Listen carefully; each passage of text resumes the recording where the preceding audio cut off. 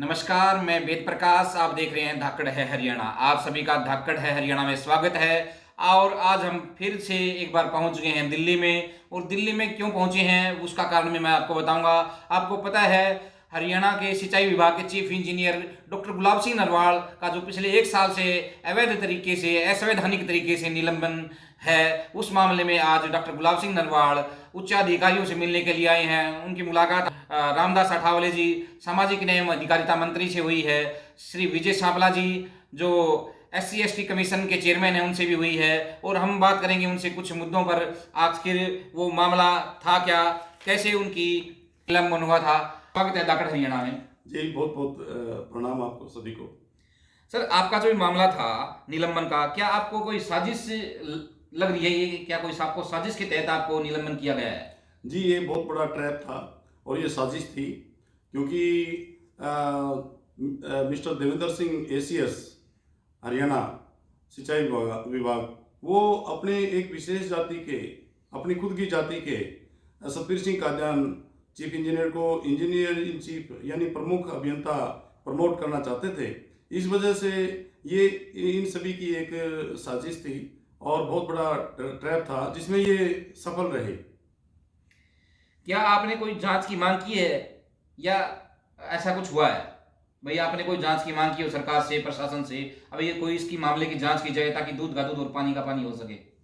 जी, मैं माननीय मुख्यमंत्री महोदय को और माननीय मुख्य सचिव को पिछले एक साल से लिख रहा हूँ कि मेरा कोई मिसकंडक्ट नहीं है इस मामले में, और मेरे को गैर जिम्मेदाराना तरीके से निलंबित किया हुआ है। और मैं ये सरकार से मांग करता हूँ कि इस सारे मामले की CBI जांच होनी चाहिए। अगर मैं कसूरवार हूँ तो जो भी सजा मुझे मिले मिले, क्योंकि मैंने कोई गलत काम नहीं किया, न कोई मेरा मिसकंडक्ट है। तो मैं CBI जांच की मांग करता हूँ। अच्छा, जैसे आपको अवैध तरीके से, एक असंवैधानिक तरीके से निलंबन किया गया है, तो क्या आपने इसकी कोई शिकायत कहीं की है? जी, मैंने इसकी शिकायत की है, माननीय मुख्यमंत्री महोदय को की है। मैंने पर्सनल हियरिंग का भी टाइम कई बार लिया कि मेरी सुनवाई कर ली जाए। माननीय मुख्य सचिव को भी लिखा, लेकिन मुझे आज तक किसी ने भी हियरिंग नहीं दी और मुलाकात का मौका तक नहीं दिया। ऐसा सरकार का कोई नियम है जिसमें जैसे किसी अधिकारी को निलंबित किया जाता है तो उसका एक समय अवधि निर्धारित हो गई, इतने दिन में इनका निलंबन का जो केस है ये फाइनल किया जाए, ऐसा है कुछ मामला? हाँ, माननीय मुख्य सचिव की इंस्ट्रक्शंस हैं, रूल्स हैं कि कोई भी डिसिप्लिनरी एक्शन है, प्रशासनिक कार्रवाई है, वो 6 महीने के अंदर अंदर पूरी हो जानी चाहिए, ताकि किसी भी कर्मचारी को, अधिकारी को एक बहुत लंबे समय तक प्रिजुडिस माइंड के साथ में निलंबित ना रखा जाए। और मेरे केस में तो 1 साल हो गया है। तो मिस्टर देवेंद्र सिंह जो ACS हैं वो किसी नियम को नहीं मानते हैं, अपनी धक्काशाही चलाते हैं, जो कि गलत बात है।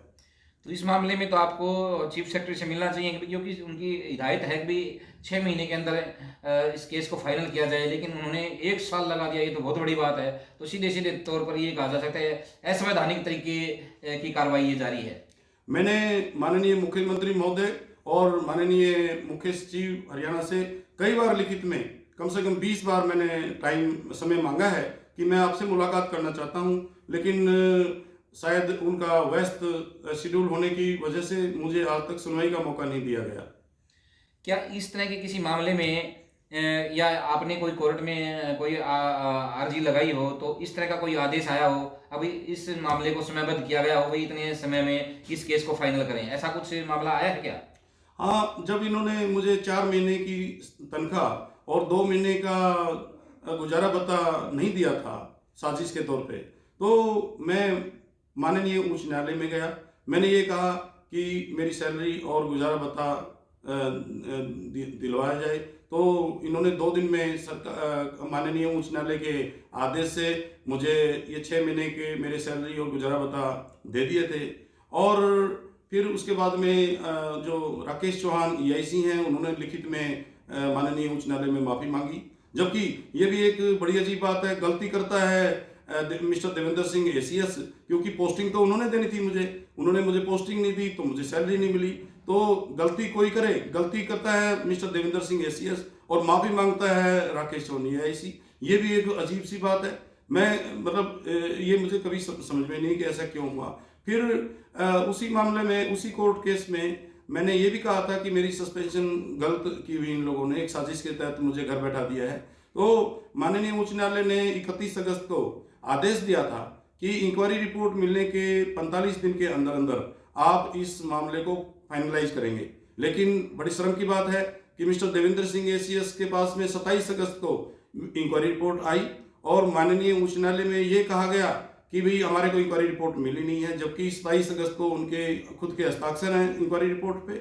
और फिर उसके बाद में मुझे 29 अगले महीने मतलब अगस्त के बाद 29 सितंबर को वो रिपोर्ट दी गई। एक महीने मतलब मिस्टर देवेंद्र सिंह ACS उस रिपोर्ट को अपने पास क्यों रखे बैठे, जब 31 अगस्त को माननीय उच्च न्यायालय ने ऑर्डर ही कर दिए कि 45 दिन में फैसला देना है, तो ये एक महीने और क्यों अपने पास रखे बैठे। ये सब एक साजिश है बहुत बड़ी। सीधे तौर पर यह भी कहा जा सकता है न्यायालय के आदेश की भी अवहेलना कर रहे हैं मिस्टर देवेंद्र सिंह जी। हाँ बिल्कुल, इसके लिए मैंने कंटेम्प्ट का केस लगाया था, जिसमें बाय नेम कंटेम्प्ट है मिस्टर देवेंद्र सिंह ACS की। इसमें पहले 11 नवंबर को तारीख थी, फिर उसके बाद में 29 नवंबर की तारीख थी, अब 22 फरवरी की तारीख लगी हुई है, जो इनके कोर्ट का अवमानना का केस इनके खिलाफ चल रहा है। सर, क्या आप इस ACS के खिलाफ कोई कार्रवाई चाहते हैं? मैं चाहता हूं कि सरकार तुरंत प्रभाव से SC ST एक्ट के तहत इनके खिलाफ मुकदमा दर्ज करे, इनको नौकरी से निलंबित करे और इनको इस पोस्ट पे, जब ये जहां ये लगभग 2.25 साल से इस पोस्ट पे बैठे हुए हैं, इनको यहां से तुरंत प्रभाव से बदला जाए, किसी और विभाग में लगाया जाए, क्योंकि ये प्रिजुडिस माइंड से एक सोची साजिश के तहत अपने विशेष जाति के लोगों को फायदा पहुंचाने के लिए और मेरे को नुकसान पहुंचाने के लिए ही काम कर रहे हैं। तो मेरी मांग है कि इनके खिलाफ SC ST एक्ट में मुकदमा दर्ज हो। एक बात मैं और जानना चाहूँगा कि जो आपकी स्वतंत्रता पर हमला किया था जिन पुलिस अधिकारियों ने, क्या उन पुलिस अधिकारियों के खिलाफ कोई कार्रवाई हुई? नहीं जी, उनके खिलाफ सरकार ने कोई कार्रवाई नहीं की।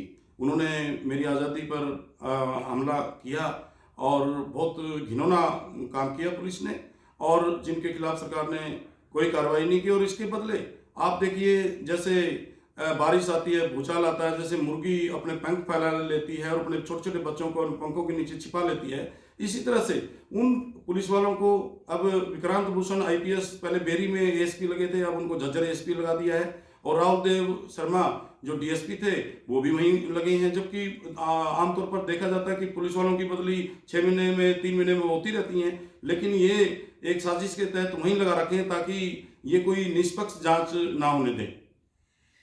तो आप देख सकते हैं डॉक्टर गुलाब सिंह नरवाल जी ने बताया कि भी किस तरह से ये जो अधिकारी हैं सरकार पर किस तरह हावी हैं, और ये मैं तो ये कहूँगा न्यायपालिका को भी ये ठेंगा दिखा रहे हैं। तो ऐसे अधिकारियों के खिलाफ सख्त सख्त कार्रवाई की जानी चाहिए और कोर्ट को स्वतः भी संज्ञान लेना चाहिए कि ऐसे अधिकारियों के खिलाफ सख्त सख्त कार्रवाई हो। धन्यवाद। मैं वेद प्रकाश, धाकड़ है हरियाणा।